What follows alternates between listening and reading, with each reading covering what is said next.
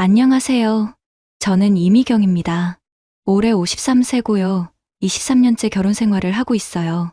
오늘 제가 이렇게 나와서 얘기하는 건 정말 쉽지 않은 결정이었어요. 하지만 혹시 저와 비슷한 상황에 계신 분들이나 아내의 실수로 고민하고 계신 남편분들께 조금이라도 도움이 될까 해서 용기를 냈습니다. 5년 전 제가 48살이었을 때 일어난 일이에요. 지금 돌이켜보면 정말 부끄럽고 후회되는 일이지만 동시에 저희 가족에게는 전화위복이 된 일이기도 해요.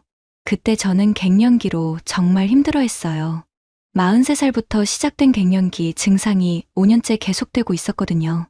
밤마다 식은땀에 젖어 깨어나고 하루 종일 우울하고 작은 일에도 눈물이 나고 정말 제가 아닌 것 같았어요. 남편 도훈 씨는 그때 52살이었어요. 건설회사 현장 소장으로 정말 바쁘게 일하고 있었죠. 새벽 6시에 나가서 밤 9시가 넘어서야 들어오는 날이 대부분이었어요. 제가 갱년기로 힘들어하는 것도 알고는 있었지만 어떻게 도와줘야 할지 몰라서 그냥 병원 가보라는 말 정도만 했어요. 남자분들은 대부분 그러시잖아요. 어떻게 위로해야 할지 모르니까. 딸 서연이는 그때 고3이었어요. 수능을 앞두고 있어서 저도 조심스러웠죠. 아이 앞에서 제 힘든 모습을 보여주고 싶지 않았거든요. 그래서 혼자 끙끙 앓고 있었어요. 집에 혼자 있는 시간이 너무 길었어요. 도훈 씨는 일하러 나가고 서연이는 학교 가고 학원 가고 하루 종일 말 한마디 안 하고 지내는 날이 많았어요. 그러면서 점점 더 우울해졌죠. 어느 날 친구 영희 언니가 저를 보더니 이렇게 말하더라고요. 미경아, 넌 전문가 도움 받아야겠다. 갱년기 우울증이 심한 것 같은데 혼자서는 안 되겠어. 그래서 영희 언니가 추천해준 마음치유 상담센터라는 곳에 가게 됐어요. 거기서 박정원이라는 상담사를 만났죠. 박정원 선생님은 45살이었어요. 저보다 3살 어렸는데 정말 다정하고 따뜻한 분이었어요. 제 얘기를 정말 진지하게 들어주시더라고요. 미경 씨, 많이 힘드셨겠어요. 갱년기는 여성에게 정말 큰 변화잖아요. 혼자 견디기 어려우셨을 거예요. 이런 식으로 공감해 주시는 거예요. 결혼 23년 만에 처음으로 누군가가 제 마음을 이해해준다는 느낌이었어요. 처음에는 정말 상담만 받았어요.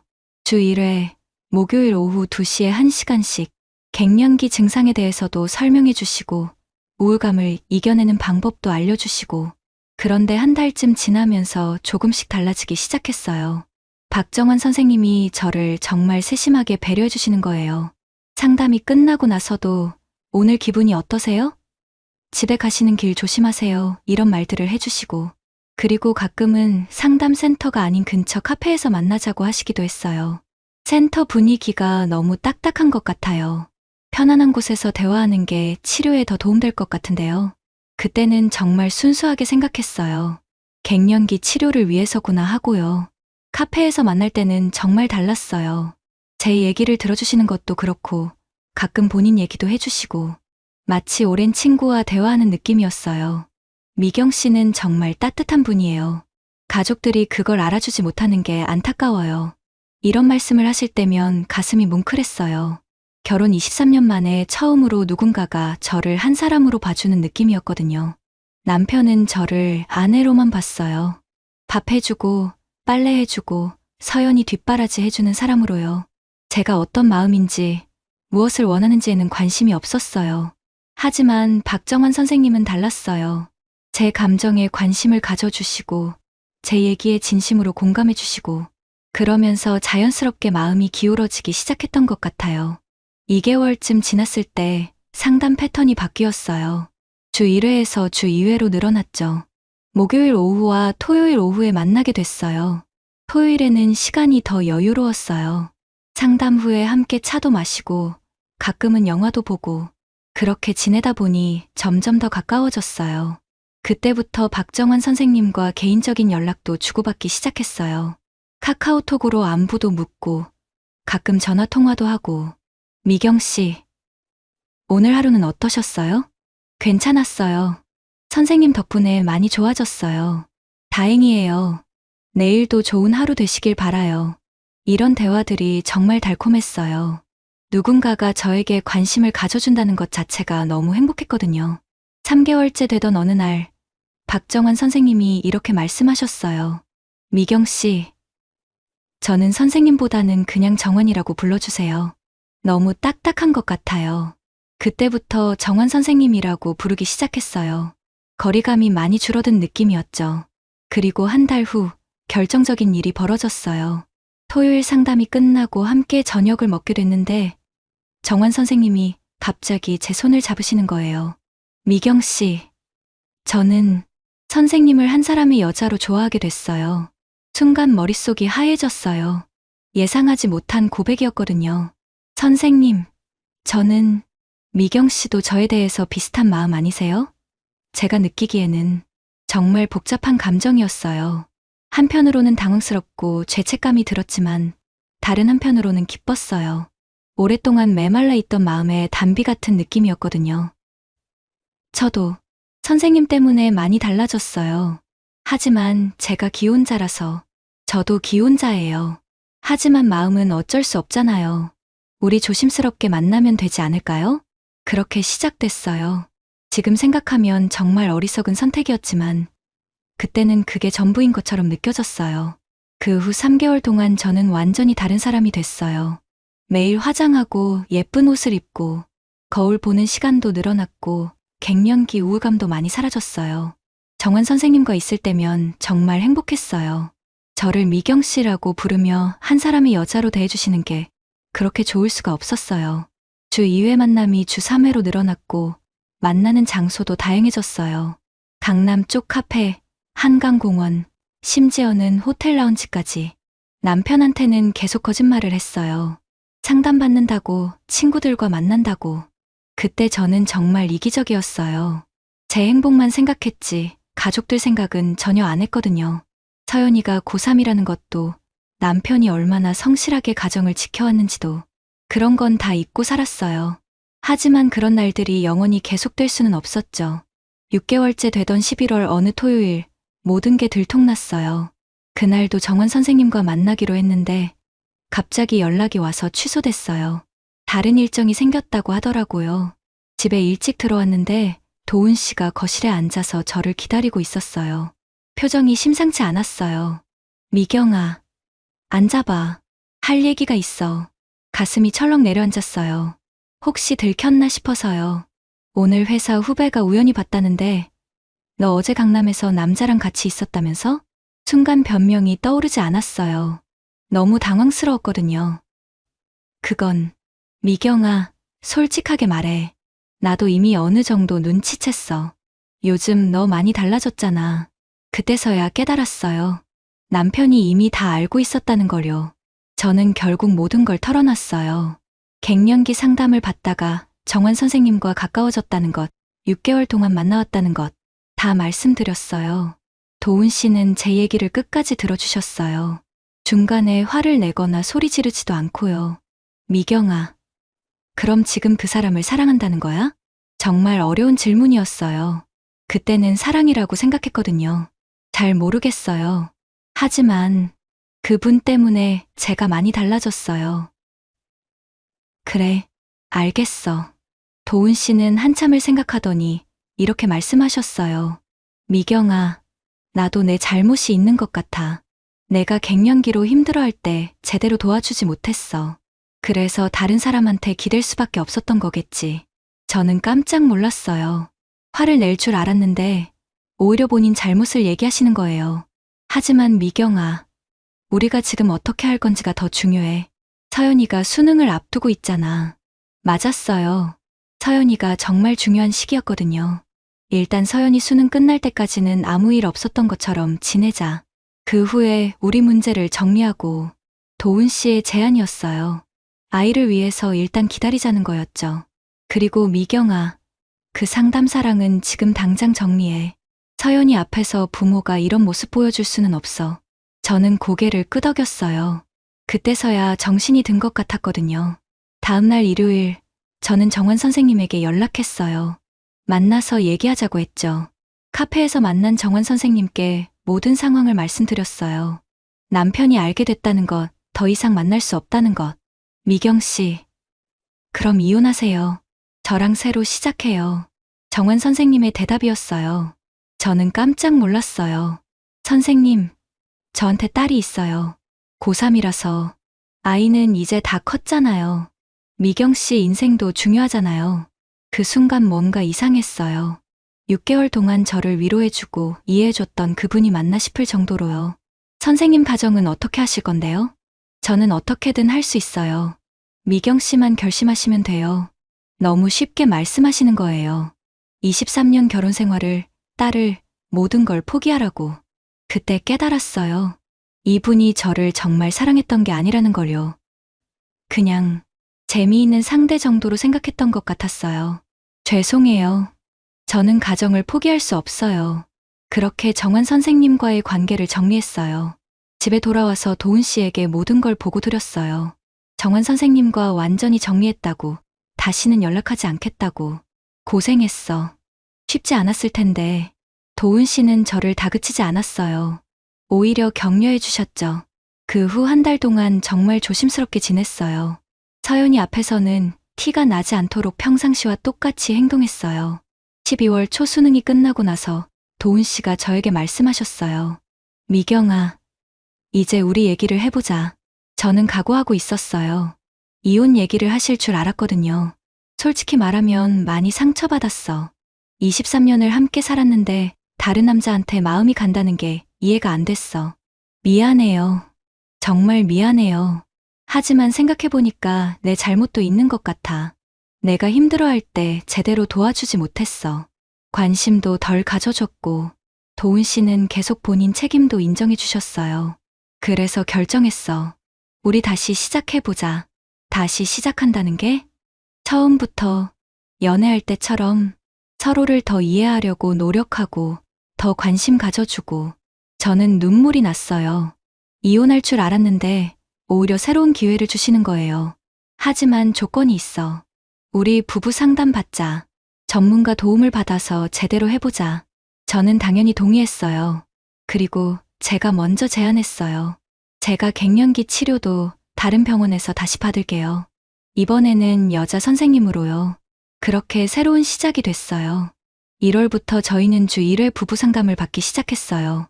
저는 따로 갱년기 치료도 다른 병원에서 받았고요. 처음에는 정말 어색했어요. 23년을 함께 살았는데 상담실에서 서로에 대해 얘기한다는 게.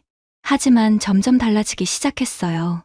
그동안 서로에게 말하지 못했던 마음들을 표현하게 됐거든요. 도훈 씨도 많이 달라지셨어요. 미경아, 내가 그동안 너를 당연하게 생각했던 것 같아. 앞으로는 더 관심 가져줄게. 실제로 그러셨어요. 퇴근하고 오시면 제가 하루 어떻게 지냈는지 물어보시고, 주말에는 함께 시간을 보내려고 노력하시고, 저도 달라졌어요. 갱년기 증상도 많이 좋아졌고, 무엇보다 제가 얼마나 소중한 것들을 가지고 있었는지 깨닫게 됐어요. 23년을 함께 살아온 남편, 건강하게 자라준 딸, 안정적인 가정. 이런 것들이 얼마나 값진 건지요. 6개월 동안 부부 상담을 받으면서 저희 관계는 완전히 달라졌어요. 결혼 초기보다도 더 가까워진 것 같았어요. 서연이도 변화를 느꼈나 봐요. 엄마, 아빠, 요즘 분위기 좋다. 뭔가 있었어? 이렇게 물어보더라고요. 물론 자세한 얘기는 하지 않았지만 저희가 더 노력하고 있다고만 말씀드렸어요. 그의 말에 서연이가 원하던 대학에 합격했어요. 온 가족이 정말 기뻤죠. 엄마, 아빠, 제가 수능 준비하는 동안 싸우지 않고 지내줘서 고마워요. 서연이가 이런 말을 하는데 가슴이 뭉클했어요. 아이가 얼마나 예민한 시기였는데 부모 때문에 방해받지 않고 공부할 수 있어서 다행이었어요. 그 후 5년이 지났어요. 서연이는 지금 대학교 3학년이에요. 밝고 건강하게 잘 자랐어요. 가끔 집에 올 때마다 이런 말을 해요. 엄마 아빠는 정말 금슬이 좋은 것 같아.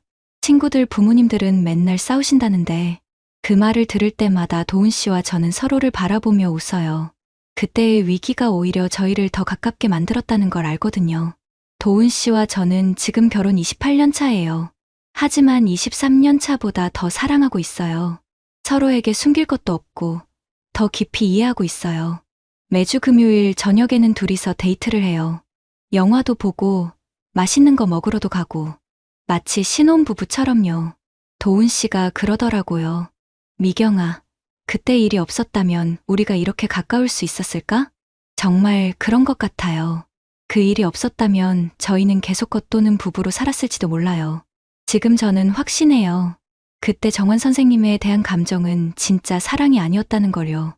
갱년기로 힘들어하던 제가 누군가의 관심과 위로가 절실했던 거예요. 그런 상황에서 다정하게 대해주는 사람이 나타나니까 착각했던 거죠. 하지만 도훈 씨의 사랑은 달랐어요. 제가 실수했을 때도 포용해주고 함께 이겨내려고 노력해주고 진짜 사랑이었어요. 작년에 우연히 정환 선생님 소식을 들었어요. 결국 다른 내담자들과도 비슷한 일이 있었다가 상담사 자격을 박탈당했다고 하더라고요. 지금은 다른 지역에서 다른 일을 하고 있다고 해요. 그 얘기를 듣고 정말 다행이라고 생각했어요. 제가 더 깊이 빠지기 전에 정리할 수 있었던 게요. 요즘 저는 갱년기도 많이 좋아졌어요. 꾸준히 치료받고 도훈 씨가 많이 도와주셔서 거의 증상이 없어요. 그리고 제가 직접 경험한 일이라서 비슷한 상황에 있는 분들을 도와드리고 싶어서 상담 자원봉사도 하고 있어요. 갱년기로 힘들어하시는 분들, 부부 갈등이 있으신 분들, 제 경험을 바탕으로 조금이라도 도움을 드리려고 노력하고 있어요. 가끔 이런 질문을 받아요. 그때 남편분이 다르게 대응했다면 어땠을까요? 정말 생각만 해도 아찔해요. 만약 도훈 씨가 저를 다그치고 화를 냈다면, 상간자 소송을 했다면, 서연이 앞에서 큰 소리로 싸웠다면, 아마 저희 가족은 완전히 무너졌을 거예요. 서연이는 수능을 망쳤을 것이고, 저는 죄책감에 더욱 무너졌을 것이고, 도훈 씨도 분노와 상처로 힘들어했을 거예요. 하지만 도훈 씨는 달랐어요. 가족을 지키는 것을 최우선으로 생각하셨거든요. 저에게 이렇게 말씀하시더라고요. 미경아, 복수하는 것보다 우리 가족이 행복해지는 게 더 중요해. 과거에 매달려서 미래를 망칠 생각은 없어. 정말 현명한 분이에요. 그 덕분에 저희 가족이 지금의 행복을 찾을 수 있었던 거거든요. 지난달에 도훈 씨와 이런 대화를 했어요. 여보, 그때 저를 용서해주지 않았다면 어땠을까요? 그랬더니 이렇게 대답하시더라고요. 용서가 아니야. 사랑이지. 너를 사랑하니까 함께 이겨내고 싶었던 거야. 그 말을 듣는 순간 또 눈물이 났어요. 28년을 함께 살면서도 여전히 감동을 주시는 분이에요. 그리고 미경아, 그때 내가 보여준 용기도 대단했어. 쉽게 정리할 수 있는 일이 아니었을 텐데, 저도 그때 정말 힘들었어요. 6개월 동안 의지하던 사람과 관계를 정리한다는 게 쉽지 않았거든요. 하지만 가족이 더 소중했어요. 특히 서연이를 생각하면 다른 선택을 할 수 없었어요. 지금 서연이는 저희 부부 관계를 정말 부러워해요. 엄마 아빠처럼 결혼하고 싶어. 나이 들어서도 저렇게 사랑할 수 있다는 게 신기해. 아이가 이런 말을 할 때마다 정말 뿌듯해요. 저희가 좋은 모델이 되고 있구나 싶어서요. 작년에는 도훈 씨와 함께 유럽 여행도 다녀왔어요. 28년 만에 처음으로 둘만의 여행이었어요. 파리에서 에펠탑을 보면서 도훈 씨가 이런 말을 하시더라고요. 미경아, 28년 전에 내가 웨딩드레스 입고 걸어올 때가 생각나네. 그때보다 지금이 더 예뻐.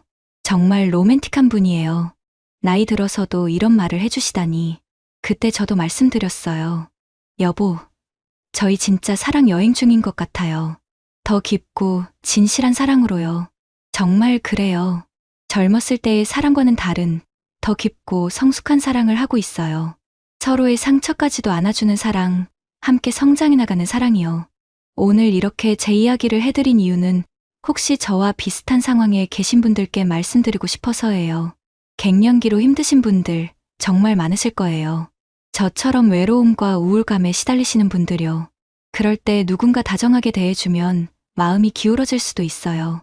그 마음 자체는 이해해요. 하지만 잠깐 멈춰서 생각해보세요. 정말 소중한 것이 무엇인지요.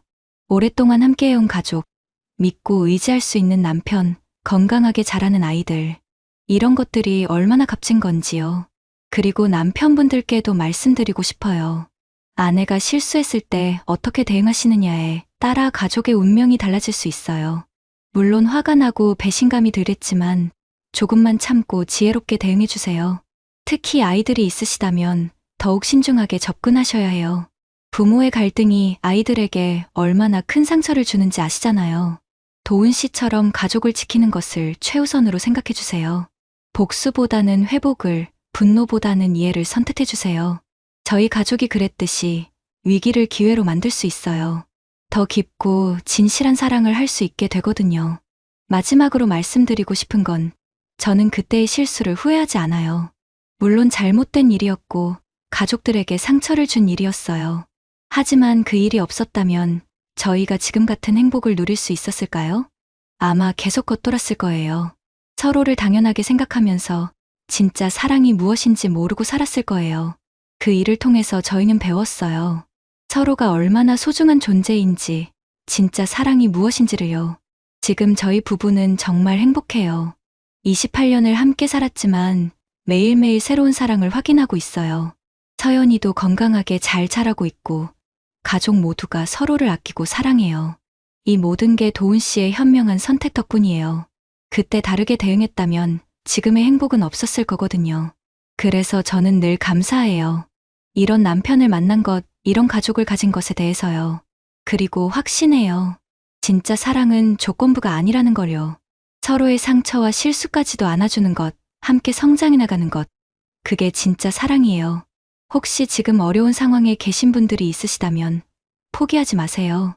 위기는 기회가 될 수 있어요. 더 깊고 진실한 사랑을 할 수 있는 기회가요. 그리고 기억하세요. 사랑은 정말 아름다운 거라는 걸요. 감사합니다. 구독자님들, 오늘 사연 댓글로 공유해 다른 분들과 함께 의견 나눠보세요. 저도 읽어보며 소통하겠습니다.